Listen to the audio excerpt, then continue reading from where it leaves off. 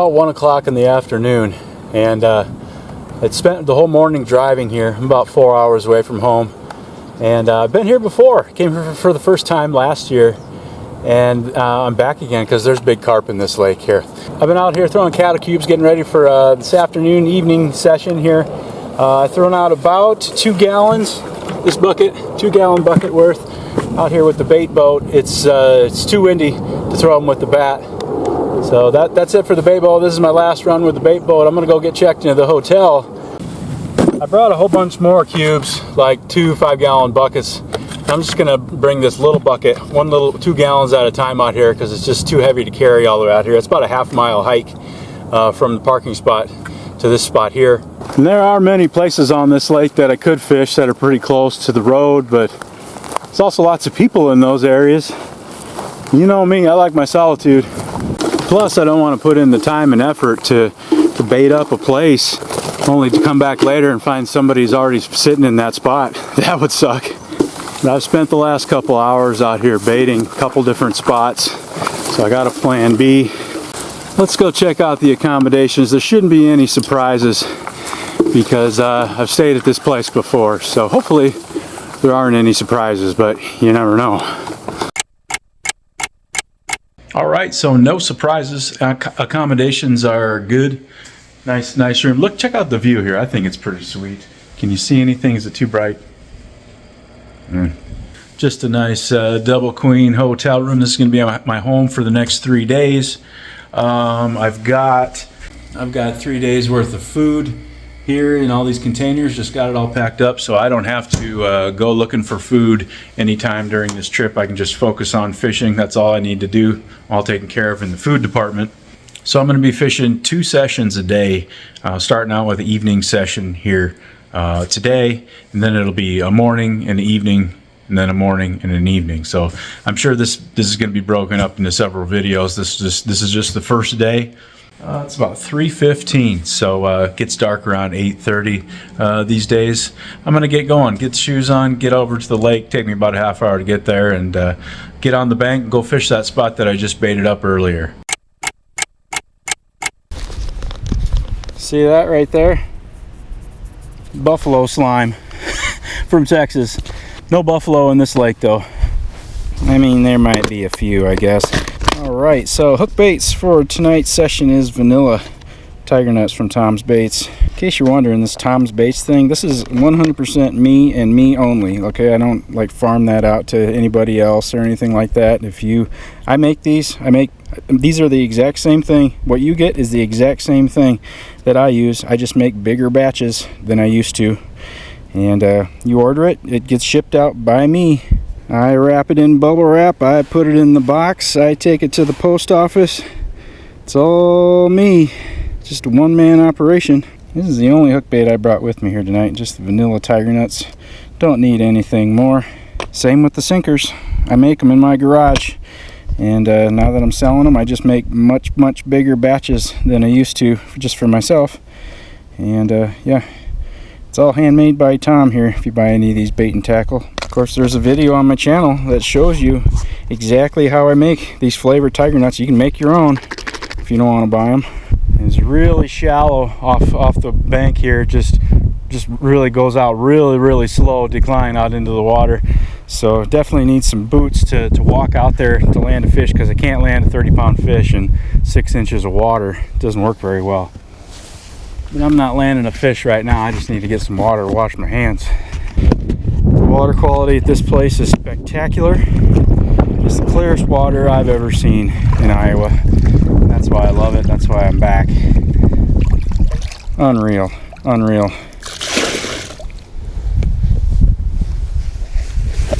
So much glass everywhere here though, for some reason.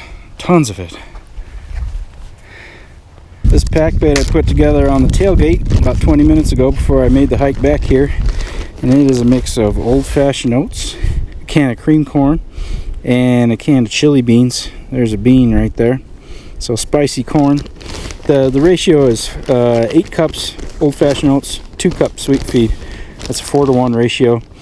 And you know, this isn't rocket surgery. If you just making the pack bait, if it's too wet, add a little bit more dry. If it's too dry, add a little bit more wet. You know, you just got to play with it a little bit. And the thing about the oats, I think a lot of people forget, it takes about 10-15 minutes to set up. If you can't just mix it up and then start using it, it'll just fall apart. You just need to give it about 10 minutes for these oats to work. Breadcrumbs, I think they're pretty instant, but oats need a little bit of time. I'm just going to pack it around this 3-ounce feeder sinker here. I have a video on my channel called the Ultimate Pack Bait Video. It's got a whole bunch of pack bait recipes and examples of me making it on video. I'm not going to make it on video in this video, but if you want to see a whole bunch of information about pack bait, look in the description and find that video. This is the rig. It's a 99% rig is what I call it, because I fish with it 99% of the time. 2 tiger nuts on the hair, number 2 size hook. There's that pack bait on the sinker. Short leader. I don't tuck the hook bait into there. I like to make sure that it's free, that it's not buried, and so when it lands on the bottom, it lands like this, boing boing, and it's, you know, the hook is laying right next to the pile of pack bait. This falls through. This is heavier than this, so this falls through the water. This hits the bottom first. This hits the bottom second. Boom, lands just like that on the bottom. I've verified that with underwater inline camera. That's how it works.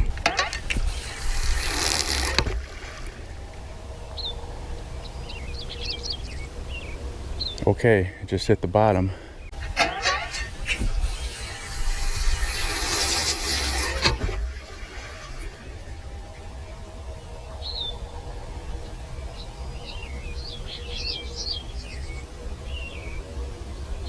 Okay. The short leader ensures that the hook is right next to the pack bait, and it also ensures that it doesn't make its way up and get tangled around the main line. 2 purposes there. And the reason I use braid for the hook link is because it's softer and floppy. It can just move more easily and get sucked up by a fish easily. It is May 4th. This is my first fishing in Iowa for 2026. I've done all my fishing I've done so far has been in Texas. Made 2 trips to Texas this spring. That was pretty awesome. But it's time to catch some Iowa carp.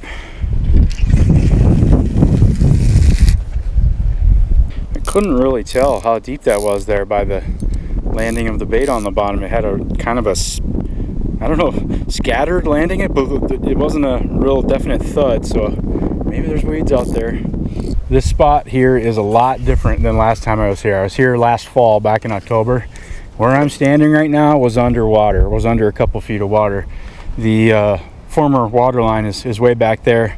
The reason I liked this spot for evening fishing is because it's supposed to be in the shade, and normally, yeah, I'd be all the way back here, and this is in the shade, but now the water's clear down there, so I'm not in the shade anymore. So the water's really low here right now. I think it's I don't know exactly why.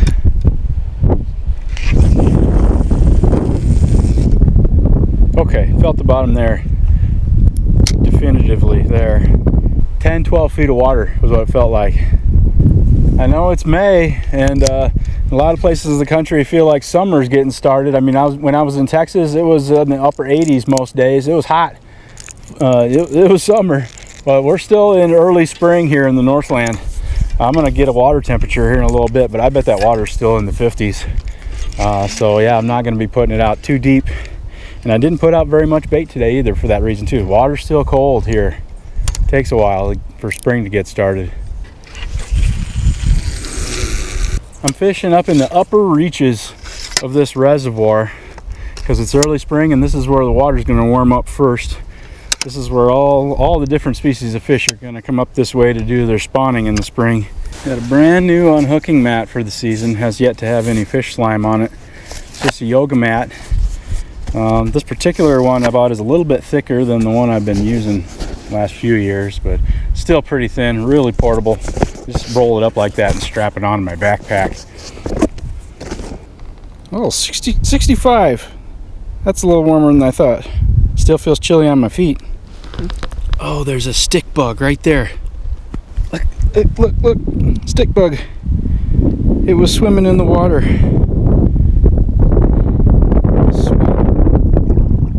Off you go. All right, reeling in the first bait check here. This one's got some weeds, and these are new.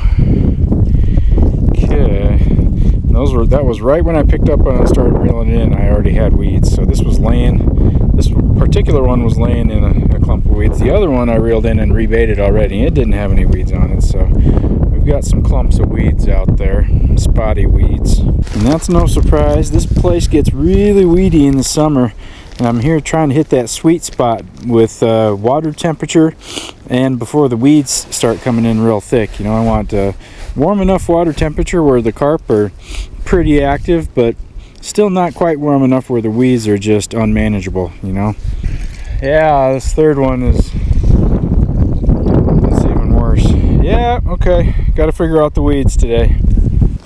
First thing I'm going to do is try casting at different distances and different depths, see if I can figure out what depth the weeds are mostly in.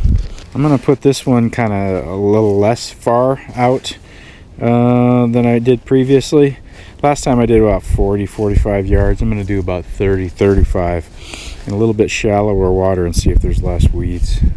Now that I think of it, I remember last fall fishing at this lake, and I reeled in a huge clump of weeds that probably weighed 20 pounds, and brought it in, and then there was a fish in the weeds, all buried in the weeds.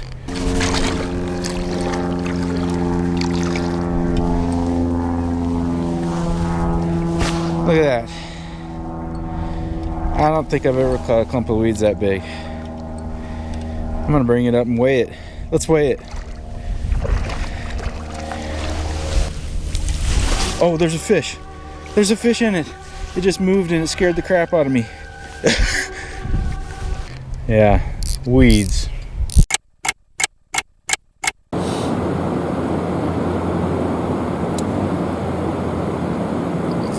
Oh, I gotta fish. I gotta go.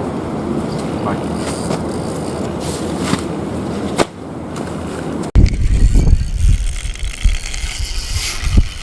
Okay.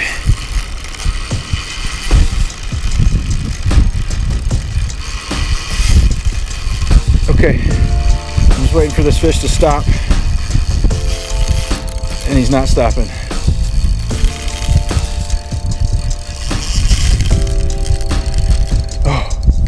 Okay.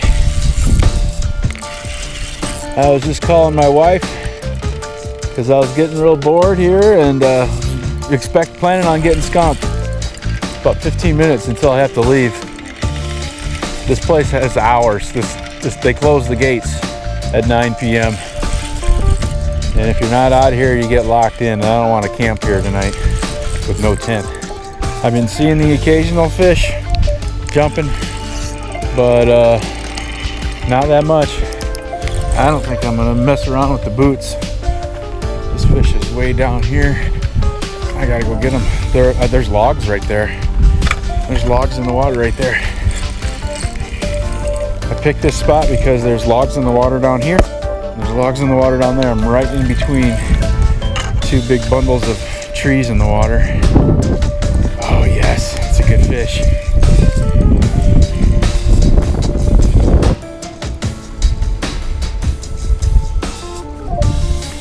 Yes, swam right in my net and I didn't even have to go out there and get my feet wet. Whew.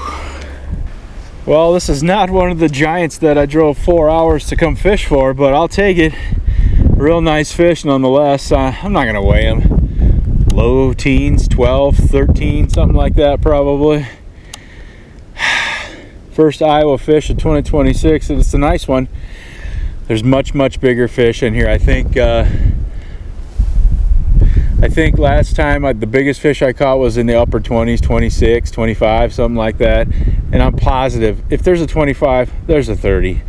And that's what I'm here for, but I'll take this. Saved a skunk. Got about 10-15 minutes left until I gotta get out of here. I don't know. We'll see what happens. I'm gonna do the old net release here. I don't feel like getting my feet wet. So long. Thanks for playing. Thanks for saving the skunk. Oh, here we go.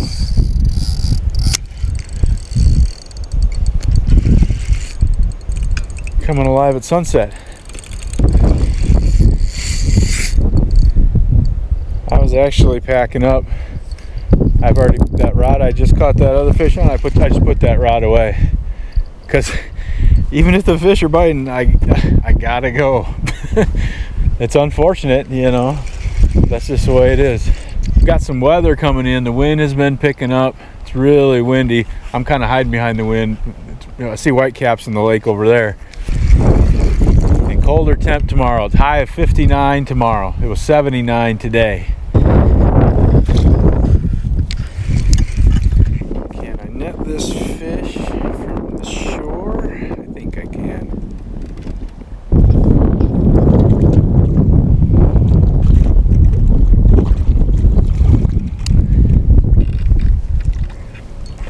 Yeah. I already hung up the mat to dry on the tree over there. I gotta go get it. Come here, Matt. You're not done working yet.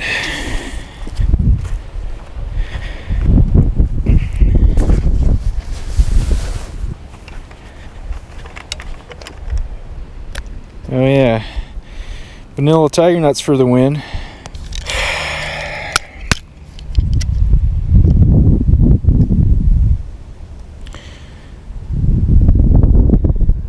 Well, I'm having scale malfunction here.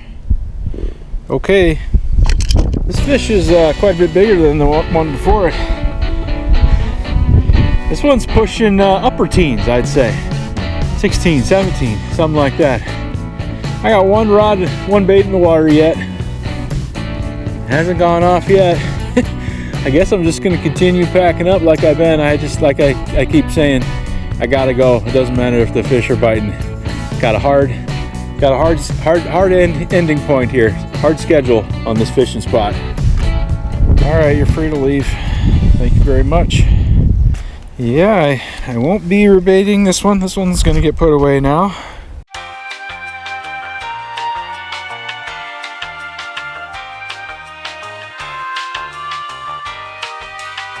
Okay, third rod's getting put away. Just the two fish for tonight. Gonna pick it back up in the morning, get some more fish on the bank.